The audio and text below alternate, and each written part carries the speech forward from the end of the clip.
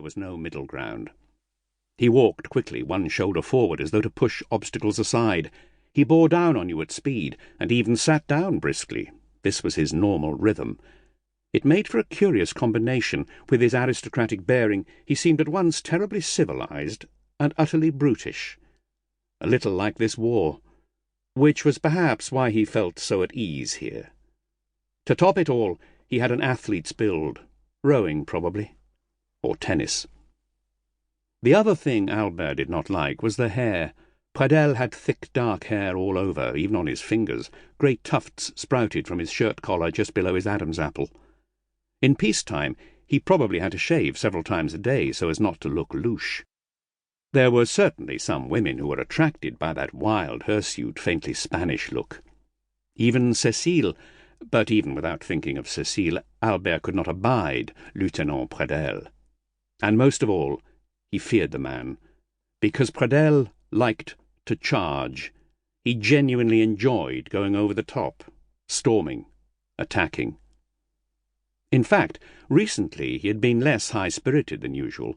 The prospect of an armistice depressed him. It undermined his patriotic zeal.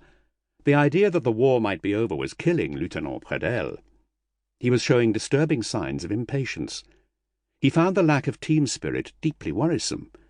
As he strode through the trenches and spoke to the men, his passionate zeal and his talk of crushing the enemy, of a final surge that would be the coup de grace, was met with vague mutterings. The soldiers would nod, staring down at their boots. It was not just the fear of dying, but the fear of dying now.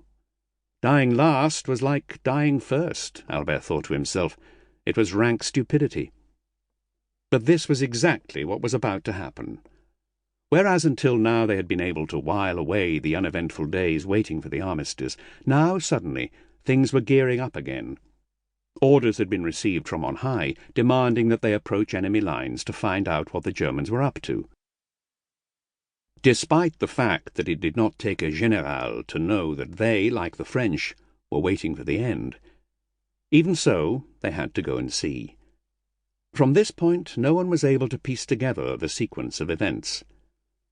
It was difficult to know why Lieutenant Pradelle assigned the reconnaissance mission to Gaston Grisonnier and Louis Terrieux, an old man and a kid. Perhaps he hoped to combine youthful vigour with mature experience. Neither quality proved useful, since the two men were dead within half an hour of being allocated the task. In theory, they did not have to advance very far. They only needed to follow a line about 200 metres to the northeast, cut through the wires, crawl to the second line of barbed wire, have a quick look, and then hightail it back to say everything was fine, because everyone knew there was nothing to see. And in fact, the two soldiers were not worried about approaching the enemy lines. Given the state of affairs in recent days, even if they were spotted, the Huns would let them reconnoitre and go back. It was little more than a distraction.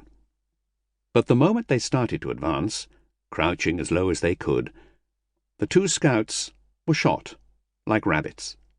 There was the sound of gunshots, 3 of them, and then silence. As far as the enemy was concerned, the matter was settled. There was a frantic attempt to see where they were, but since they had left from the north side, it was impossible to tell where they'd fallen. All around Albert, everyone stood in stunned silence. Then suddenly there were shouts. "Bastards! They're all the same, the fucking Boche! Savages! To gun down an old man and a kid!" Not that this made any difference, but to the men in the trenches the Boche had not simply killed a couple of French soldiers. They had slaughtered 2 symbols. There was pandemonium. In the minutes that followed, with a promptness no one thought them capable of, the rear gunners began pounding the German lines with 75mm shells, leaving the men in the front line wondering how they knew what had happened. So began the escalating spiral of violence. The Germans returned fire. It did not take long to mobilize everyone in the French trenches. They would show the fucking Boche a thing or two. It was November the 2nd, 1918.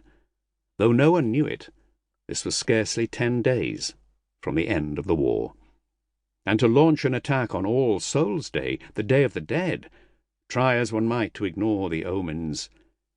Here we go again, thought Albert, getting ready to climb the scaffold. This was what they